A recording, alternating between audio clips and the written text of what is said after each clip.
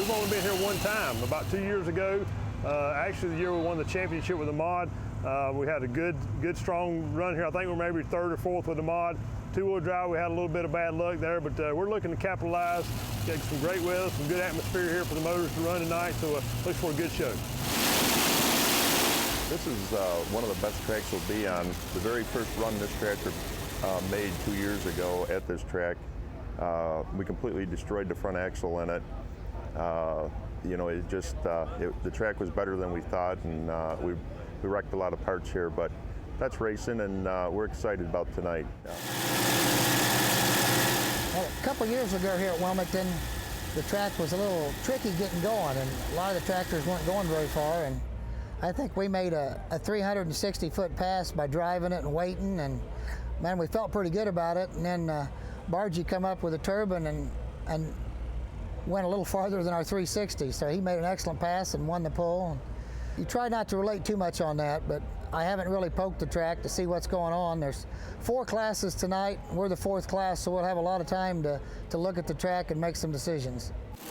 We just got the finish wrap Thursday, and since it got rained out last year, we did a lot of change over the winter and stuff, so this is going to be a whole new year, and me reading the track and setting the tracker myself. We've been here 3 years, and I think it's rained too. So we don't have a wealth of information there, but you're in the middle of Ohio, and most of the time the tracks are pretty darn good. So we're excited. As long as the rain holds off till Monday or whatever, we can't wait to get out there. We do have a little different setup, and depending on what happens on this track, we may make some changes for the next time, but we're sort of experimenting tonight with some new stuff.